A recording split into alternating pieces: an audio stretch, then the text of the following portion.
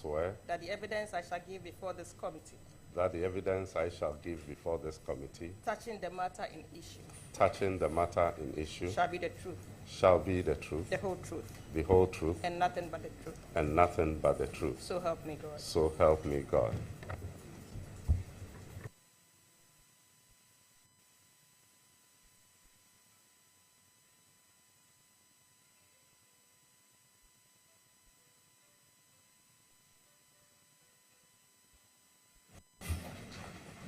Thank you very much, Mr. Honorable Nominee, and good afternoon to you.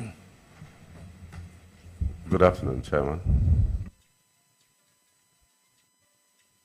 You are here this afternoon per Article 78(1) of His Excellency the President nominating you to be the Deputy Minister responsible for finance. Can you please tell us a few words about yourself, a couple of things about yourself, please? Thank you. Thank you, Mr. Chairman. I already mentioned my name. I come from Enum and Boso in the Asojaman district, and I attended all my pre-tertiary education in Enum, my hometown. I attended the Enum Presby Primary School, Enum Presby JSS, Enum Presby Senior Secondary School. I proceeded to the Peki Training College then to train as a teacher. I also hold a bachelor's degree in economics and geography from the Kwame Nkrumah University of Science and Technology, and a master's degree in finance from the Virginia Commonwealth University. I have worked as a teacher, a banker, and before my appointment as District Chief Executive, I was the Finance Director for the IMCC Secretariat. I'm a third-term Member of Parliament representing the good people of Esojaman. In Parliament, I have served on many committees, including Finance and Budget Committee. I am married to my dear, beautiful wife sitting behind me, and we are blessed with 3 children, two girls and a boy. I'm a Presbyterian, and I'm happy, and I want to use this opportunity to thank His Excellency President Mahama for nominating me to go and assist Dr. Kisil Atoforsen at the Ministry of Finance. I'm grateful to the good people of Esojaman who are well represented here by the chiefs from all the traditional areas in Esojaman, and I'm grateful. So this is Thomas Ampem. Thank you very much. We'll start from my left by inviting Honorable Koko. You have the floor. Thank you, Mr. Chairman. Honorable Nominee, congratulations on your nomination as a Deputy Minister Designate for Finance. I just have a couple of questions for you. The NDC's 2024 manifesto emphasizes revitalizing the private sector as a key driver of job creation. However, businesses continue to face challenges such as high interest rates and limited access to credit. As of February 2025, the Bank of Ghana has maintained its policy rate of 27%. And while the Ghana reference rate which serves as a benchmark for lending rates, it stands at 29.96%. So what concrete measures will the Finance Ministry, where if you're approved, you'll be the deputy, what measures will be implemented to foster a more business-friendly environment that promotes private sector growth and job creation? Thank you, Mr. Chairman. When you are kind enough to recommend me for approval, I'll be going to the ministry to support the Finance Minister to deliver on the mandate, and specifically in the area that the Honorable Member is asking. Yes, our manifesto said exactly what she quoted, but I think that we do not have a one fit for all policy or intervention for every aspect of the private sector. And so we will have to have specific interventions for instance, agric. We should have specific intervention to support agric. And here we will work with the agric minister. Can be done. Apart from maintaining a macroeconomic stability, having a predictable inflation, we need to have industry-specific interventions that will help them. And of course, we would also be targeting, providing infrastructure that will help the private sector, like stable power and the like. So as a deputy minister, you know that I can only assist my minister in the direction that he sets. But these will be some of the few advices that if I have the opportunity, I'll proffer to my minister. Thank you. Follow up or next question? Okay. On January 13th of this year, I had the opportunity to be among those who were on the vetting committee for the finance minister, who will be your boss if you're approved. At that, I asked him regarding how the NDC government intended to bridge the revenue gap after scrapping certain taxes, like the betting tax e-levy that the NDC had promised Ghanaians. And what he indicated that he stated that the government will focus on revenue mobilization, and he revealed the government plan to increase revenue mobilization from 13.8% to 18%. Without necessarily introducing new taxes and cutting expenditure. So with the 2025 budget, which is set to be presented in the coming weeks, can you outline some specific measures that the government will implement to boost revenue mobilization without compromising essential public services and key social interventions? Thank you, Mr. Chairman. I'm yet to go to the ministry, and I know that they are in the process of finalizing the budget to be presented here. But I have read the medium-term revenue strategy report that was prepared by the previous administration, and in that report, it was stated that there is a VAT gap, a VAT gap of about 61%. What that means is that we are collecting only about the previous administration, and in that report, it was stated that there is a VAT gap, a VAT gap of about 61%. What that means is that we are collecting only about 39% of the potential VAT revenue that we can collect. The minister indicated that we will enhance compliance, and so that is what I'm going to help him to do, to enhance compliance in order to rake in more revenue. Thank you, Mr. Chairman. And then I have a follow-up. Okay, all right. Okay, thanks. The VAT gap, you mentioned the VAT gap of about approved. What you'll do as part of your work is ensure compliance. How would you achieve that? Because we all know that GRA has been strife with some challenges when it comes to collection of revenue and compliance, especially compliance. So how would you assist your minister to achieve compliance? Thank you. Thank you, Mr. Chairman. Mr. Chairman, I'll work with my minister and with GRA to use technology to ensure that we rake in more revenue. Since my nomination, I have had people giving me different suggestions. I mean, we have officials of GRA who are so experienced in this, and I believe that if we provide them with the right leadership and incentive, we will be able to do this. So I will take a cue from my minister. You know, I won't have the authority to do anything as a deputy, but I will take a cue from him and work with all stakeholders to ensure. One suggestion that has come up is a VAT lottery.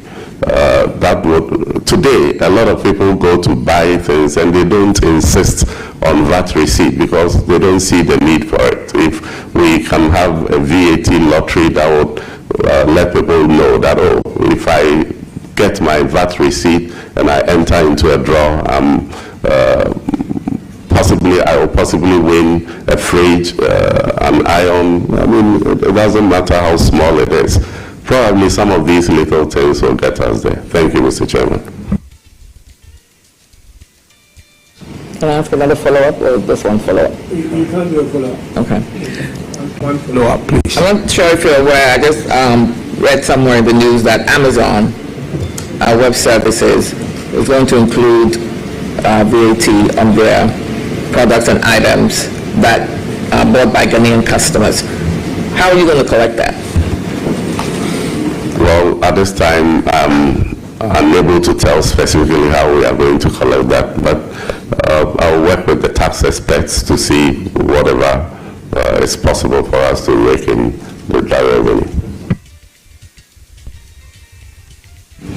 Thank you very much. I thought you were going to congratulate the nominee, but that's okay. Thank you. Right, thank you. Oh, you do? Okay. All right, go ahead. She's not friendly. Thank you, Mr. Chairman. The previous government, the MPP government, made significant investments in digitalization as part of Ghana's broader digital economy and financial inclusion strategy. So how does, I know in your recent response that you gave a couple of seconds ago, you mentioned that you would use electronic means to collect revenue. How does the Finance Ministry plan to leverage digital financial systems to enhance revenue collection and improve efficiency?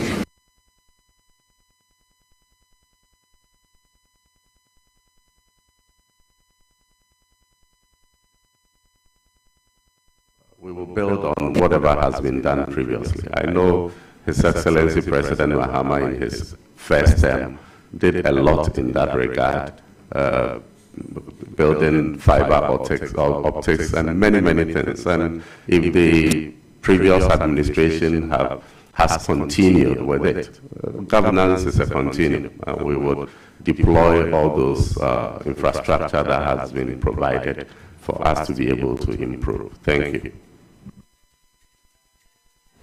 Thank you, Mr. Chairman, and congratulations again. I'm glad that you actually mentioned and affirmed that governance is a continuum.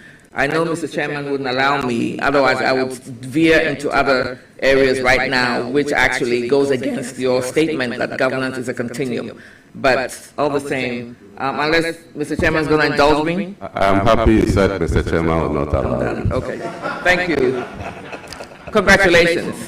Thank you, ma'am. Thank you very much. I think you've asked beautiful questions. Thank you. I will come to my right hand and indulge Honorable Achampa. Please, you have the floor. Mr. Chairman, thank you very much for the opportunity. Honorable Ampim, congratulations. Thank you, Senior. You've been at the Finance Committee for some time, so I know you are wet and I know what we can do to support your minister to deliver on his mandate. Mr. Nominee, my first question has to do with the GIFMIS platform. You know, a lot of the agencies try to make payment outside the GIFMIS system. They complain about technology, internet connectivity, and the rest. So if you want to get financial discipline in place, would you keep your eye on the operations of the GIFMIS system in respect of payment, so that at least we can make a lot of savings? Thank you very much, Mr. Chairman. Mr. Chairman, the honorable member has said it right. We have a lot of challenges today because a lot of procurements are done without budget lines. And if we were actually implementing the GIFMIS system properly, that shouldn't happen. And so we have to look at all MDAs that have not migrated onto the system and ensure that they are all on the system and implement it well so that we can control expenditure. Thank you, Mr. Chairman. Mr. Chairman, thank you again. Honorable Nominee, I remember December last year, this House approved 68.13 billion in respect of appropriation in advance. And in the report, we got to understand the utilization. Remember, just one sec. This is your second question, or is it a follow-up? All right, okay. Just be clear. All right, thank you. This House approved 68.13 billion in respect of appropriation in advance. And we got to understand the utilization of the 68.13 billion. Tax refund, salaries and wages, and the rest. But just last 2 days or so, people are just writing a whole lot of stuff claiming that your boss has made some payments to some contractors, which in the report, there wasn't any line in respect of that payment. Can you share with this committee if indeed the finance minister has made some payment to a politically exposed person? Mr. Chairman, I'm yet to go to the ministry, so I won't be able to say specifically, but I have read the finance minister post on X saying that he has not even started payments, and so it is not possible for him to make any payment to any contractor. So, and I trust the finance minister that has not happened. Thank you. Go ahead. So, Honorable Nominee, is it the case that we should not entertain those writings? I think so, Mr. Chairman.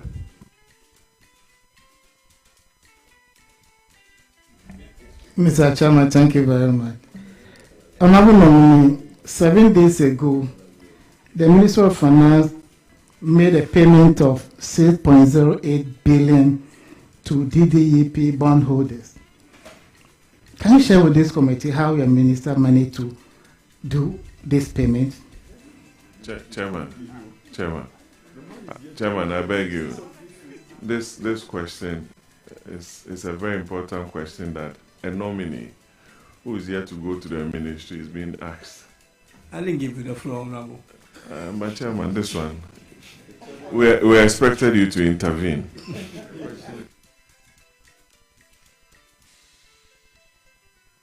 Please, go ahead. Have you finished the question? Did we get the question? Yes, Mr. Chairman. Okay.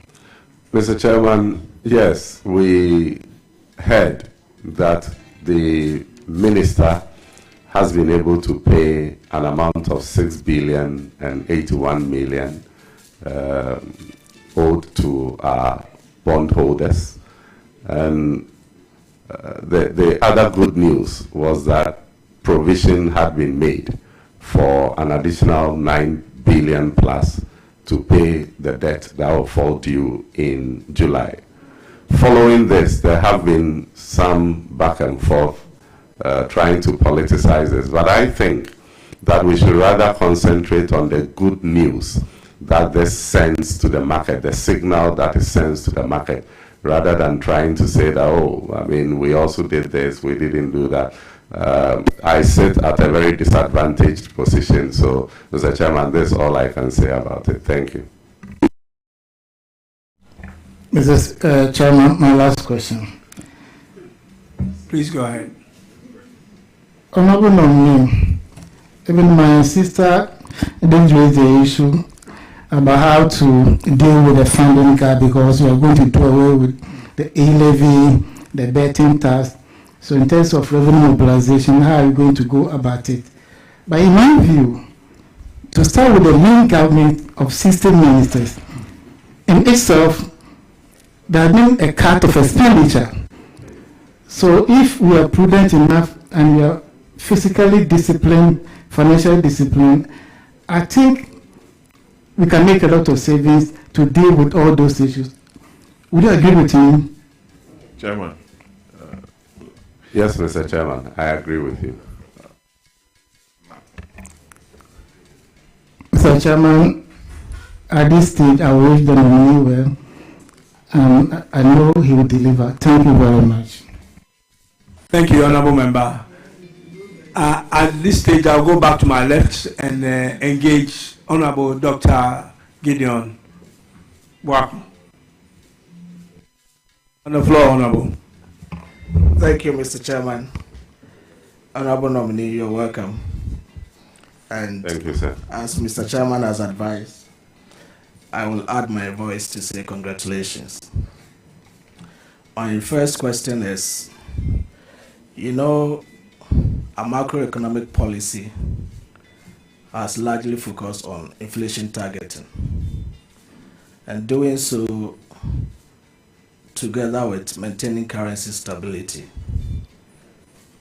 has led sometimes to higher interest rates, especially on government securities, in an attempt to control the supply of money and the transaction velocity of money.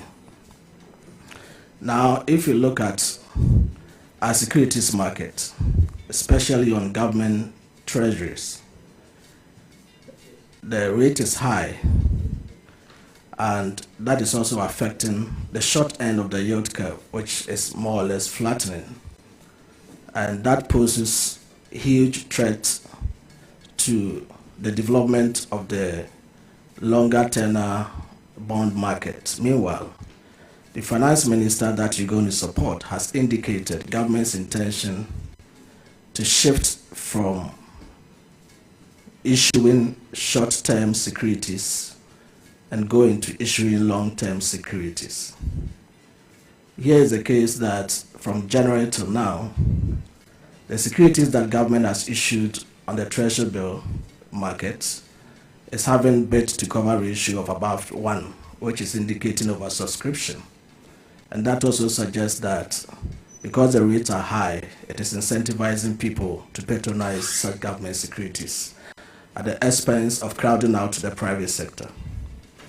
As you go to the finance ministry to support the finance minister, what advice would you give to the finance minister to work closely with the Bank of Ghana to ensure that the interest rates on government securities in the short term are brought down? Because mainly following the Bank of Ghana's recalibration of the base rate that focuses now on monetary policy, about 40% weight, treasury bill about 40% rate, how much price is put on government treasuries affects lending rates at the retail, and that is why the interest rate is ticking downwards. So what advice are you going to give to the finance minister so that he works collaboratively with the Bank of Ghana to ensure that we have the rates coming down from the government treasury side, the interbank side, and also at the retail side to impact positively on businesses in the country?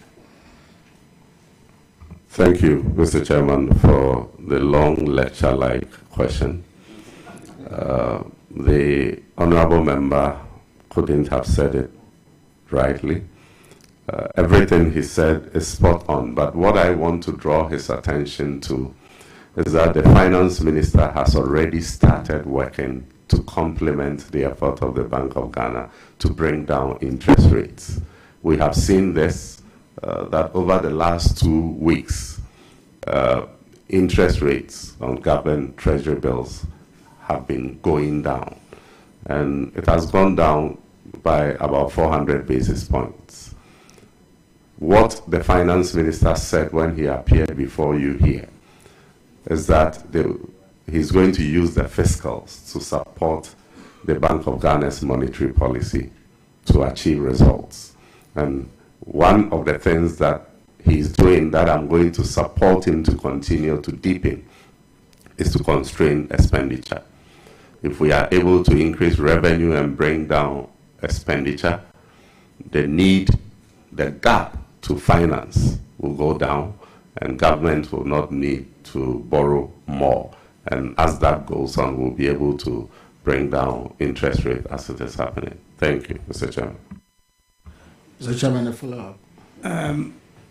Honourable Member, I think there is a question you asked that I wanted to just intervene for a sec. You did say that the oversubscription of the treasury end of the market means that they are paying high rates. But you do know, I know you are a great economist, you do know that on the long side of things, there's actually no participation, the unavailability of the long end. And also, our being cut out of the external market means that there's over-concentration on the treasury end. And that explains the reason why, in addition to yours, why the rate is very high there. So it's not just the one point that you lifted, but there are multiple reasons why the situation is what it is. Just a contribution. Yeah, Mr. Chairman, thank you. And just by way of follow-up, I agree with you in some parts, except to suggest that when there is over-concentration, that is patronage of the government securities is high, it could be due to the higher rates. It could also be due to what the chairman has said. But to bring it down, government must also signal. When it happens that patronage is high and government is also absorbing, it doesn't deter the people patronizing to also stay back. And that is the follow-up question I want to ask to you. If you follow the trend, within the month of January alone, contrary to what we have been told by government, that we want to cut down borrowing and bring down the rates down, this government in 4 weeks has borrowed 38.5 billion cedis in 4 weeks. That is not a good sign to signal rates to come down. But that is not even the thrust of my question. If government decides to slow down on borrowing, which is to the contrary what is happening, how are you going to finance government expenditure if you decide to go against the current borrowing trends and lower the borrowing as you have indicated? How are you going to fund government expenditure? Thank you, Mr. Chairman.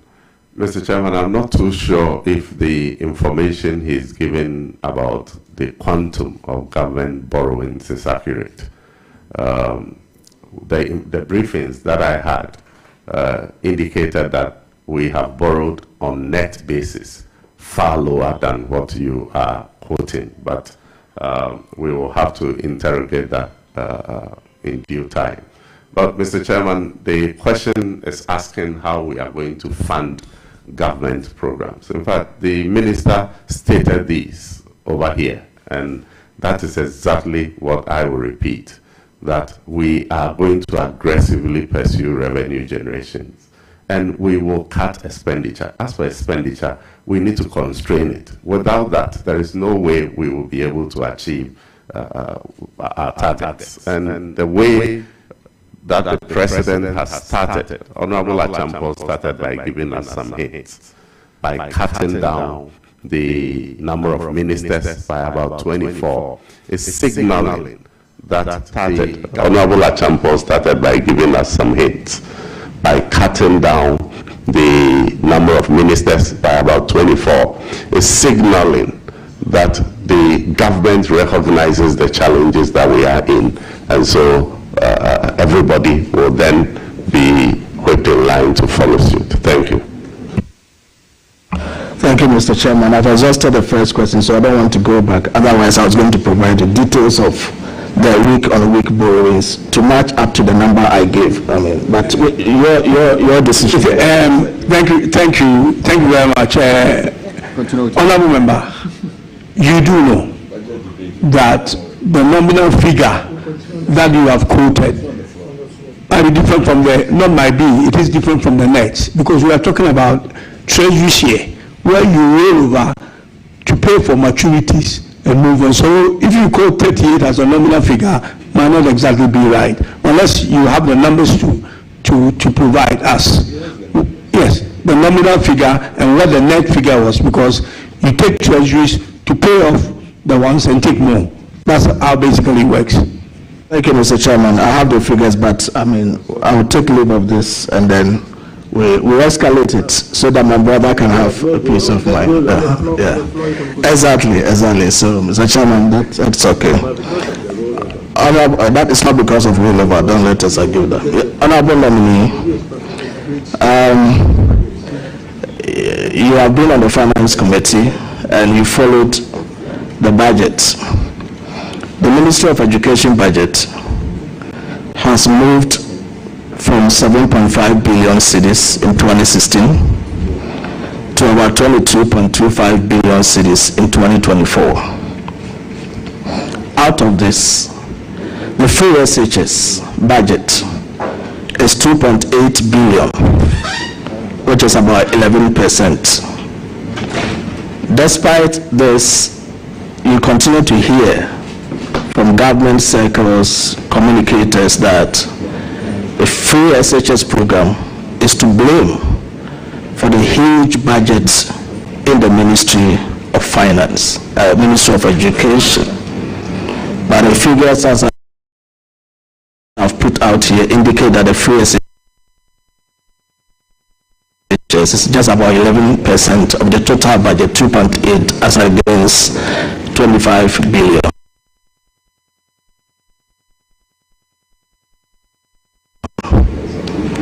We've seen the president set up a committee to dialogue on education. Inherent in it could be the suspicion that government wants to review the free SHS program.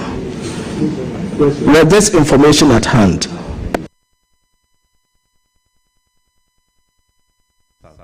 intention to cancel free SHS, and as you said, I would support my minister to provide adequate funding to support education. As to the outcome of the education forum, if Ghanaians are consensus on a particular direction and it becomes government policy, I would support it in any way. But like I said, President Mahama gave Ghanaians the assurance that he would not cancel free SHS, and I know he's a man of his word.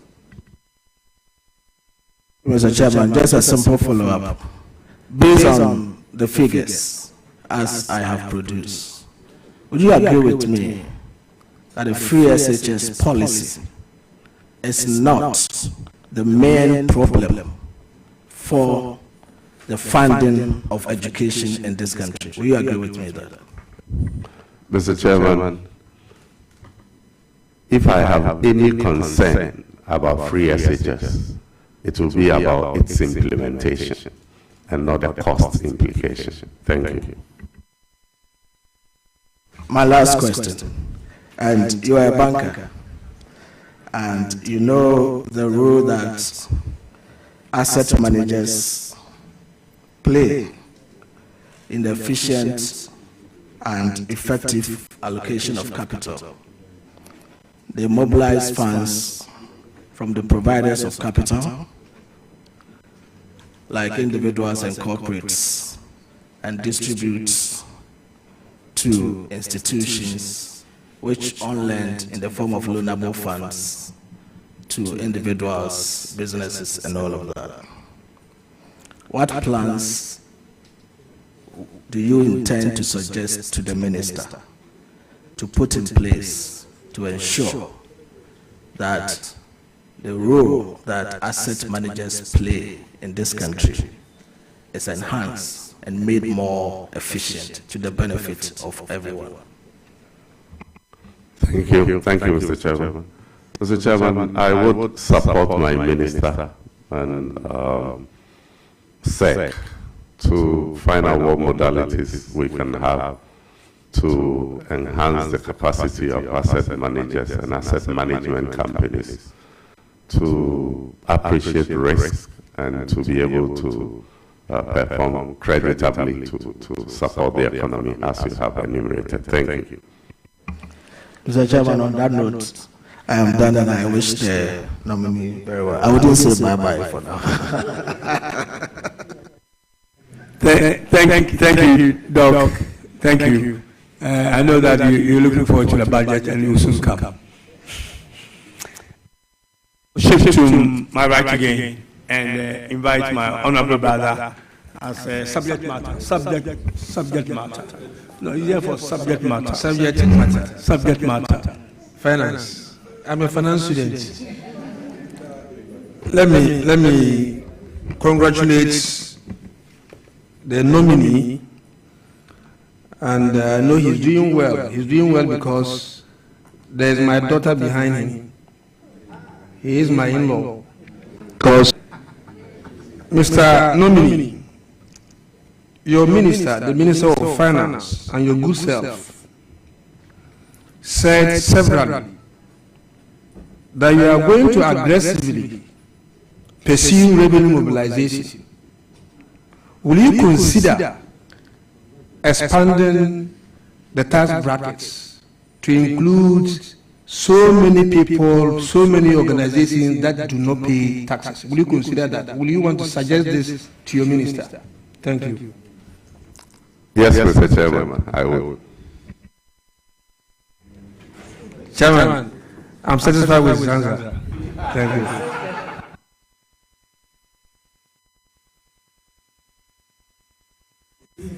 So, are you done? Oh, no. If you want me to ask another one, good. Yeah, so my second question is that the nominee, I want you to tell us how you're going to help your minister to prudently manage the debt that you have inherited. Mr. Chairman, the issues about debt is a very huge challenge for us as a country. And the minister has given a lot of indications that that is going to be one of the areas he's going to focus on. We are in a fund program, and the fund program restricts us from adding onto more debt. We have a program, a scheduled payment that we need to go through. So I will support my minister to go through the fund program to the end. But most importantly, what we do when we exit the fund program in order not to come back to this challenge is what we all as Ghanaians need to start brainstorming about. And I'll support my minister very seriously in this regard. Chairman, thank you. I'm done. Thank you very much, Honorable Member. It's now the turn of Honorable Jerry. Yeah, okay, go ahead, Honorable Patrick. Yeah. Just to congratulate Honorable Lampem and to ask that he assists the minister well to secure the needed funding for the dualization of the roads ongoing, especially on the Accra-Kumasi belt. And I know the Afinia to Akosombo stretch too is very important to the country. I've worked with him. I used to chair the finance committee, so I know him, and I believe he will assist at all.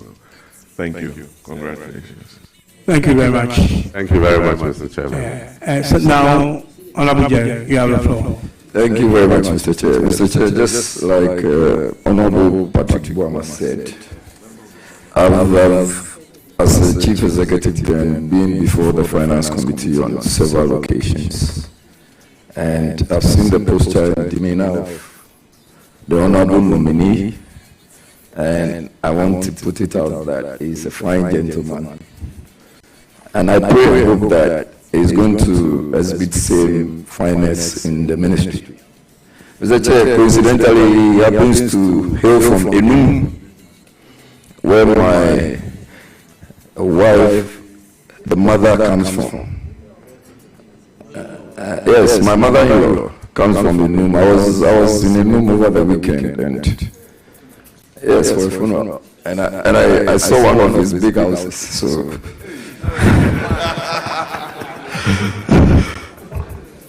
I'm just excited to be vetting my in-law, so that if he doesn't bring money for me to take care of his sister, there will be a problem in the house. That's all. So just by way of introduction, and I want to congratulate you, Honorable Nominee. Thank you very much, Mr. Chairman. Mr. Chairman, I am happy with this disclosure. And culturally, he owes me. If he has come for my sister, he has to come and pay upon Tasekai. So he owes me. But I must say that any big mansion he saw there is not mine. That's just by the way, so that's correct on the record. Mr. Chair, so my first question is to find out if the honorable nominee is aware of the withdrawals or cancellations of aid by the United States government, and whatever plans he intends to support his honorable minister with reference to those aids, now that we are having aids cancelled and withdrawn by the United States. What's your take on that? Thank you, Mr. Chairman. Mr. Chairman, yes, I've come to be aware of the USAID funding that has been curtailed. And I am told we were hoping to get some $156 million or so to finance some programs in the area of health, education, and others. Subsequently, His Excellency President Mahama has instructed the Finance Minister to look for funding to bridge the gap. This happened at a time that fortunately we are in the process of preparing the 2025 budget, so I'm sure the Minister will be able to make provision to bridge the gap. But Mr. Chairman, this should bring us to the larger conversation about aid. We know that aid to our country has been dwindling over the years. Danida is no longer supporting programs in Ghana as they used to. United Kingdom, for instance, has reduced their aid budget from, I think, 0.75% of GNP to 0.5%. This should tell us that it will get to a time that aid to our country will dwindle probably to zero. The only difference between Danida and other donor funding and that of the USAID is that the announcement about USAID withdrawal came suddenly, but we have seen the trend that aid is dwindling. And so it is important that we begin to plan our lives without aid and see what we can do for ourselves. Thank you, Mr. Chairman. Yes, Mr. Chair, my second question, there's no follow-up. So, do you have an idea of the cost implications of the free tertiary?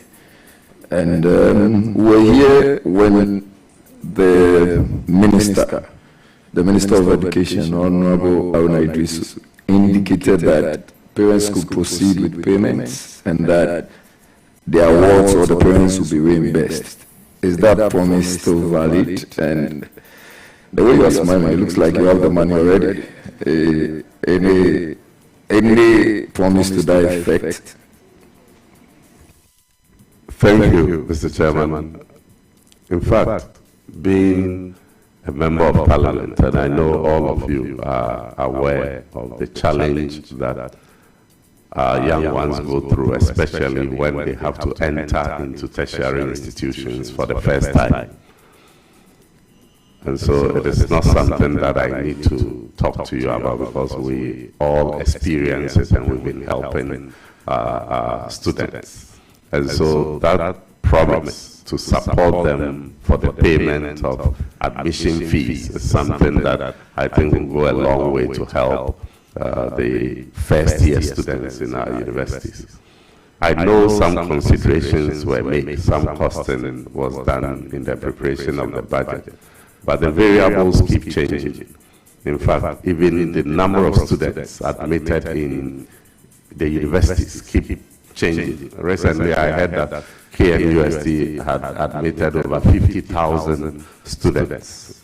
So it is always not possible to give an accurate figure.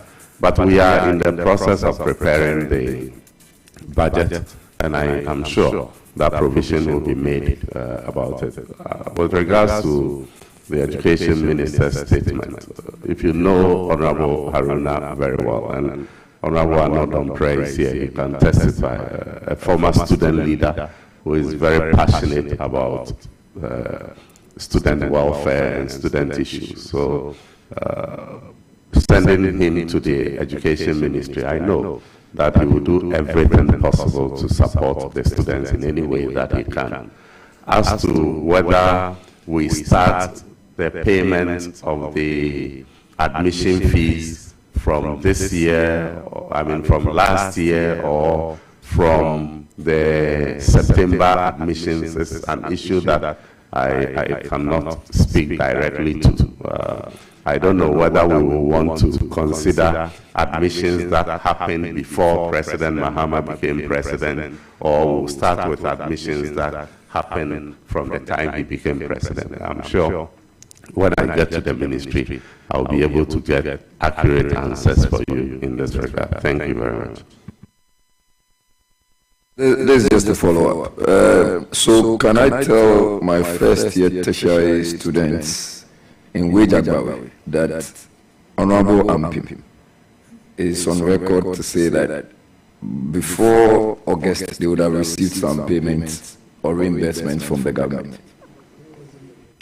Mr. Chairman, I didn't talk about reimbursements. What I am confident about is what this year's budget can accommodate. And that is why I said that I am not too sure whether that policy will take retrospective effect or it will happen with the first year students who will come this year. My final question, Mr. Chair. So I think I heard you earlier talk about an education forum, and we currently have, there is an organization, or there is another forum that has been organized or is in the offing, which is an economic dialogue. Is it a way of diverting attention and not dealing with the issues, economic issues directly? Or you guys, or the National Democratic Congress, headed by the President, has a master plan? Mr. Chairman, I think that in our manifesto, President Mahama promised that he would have a national economic dialogue for all of us to brainstorm. And this is intended to build consensus on the way forward. In fact, President Mahama is focused on delivering, but it is always important to carry people along. And so all these fora are to build consensus so that we are all on the same page in the direction that President Mahama intends to send us. And I want to hope and pray that when the time comes, unlike Seiche consensus, our brothers and sisters on the other side will participate in this one, so we all put our hands together to build a better Ghana, to reset Ghana. Thank you, Mr. Chairman. Chairman, that should be all. Just to wish him well. And I'm excited seeing Honorable Yusuf Jaja by him. That's another very supportive person on the Finance Committee. And I'm hoping to see him at his vetting as well.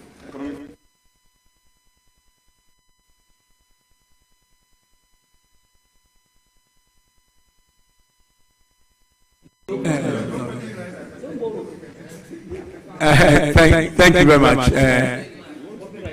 Honorable Umar, you have the floor, please.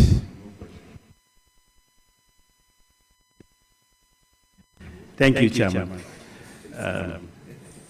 Mr. Nominee, Honorable Ampim, congratulations. Thank you, sir. I was here with you from 2017 to 2020. I know we did a good job as backbenchers. I believe you've been to the ministry and received some briefings. And I would like to know from the briefings how much debt did you inherit? Are we going to inherit your government, or are you going to help your minister to settle?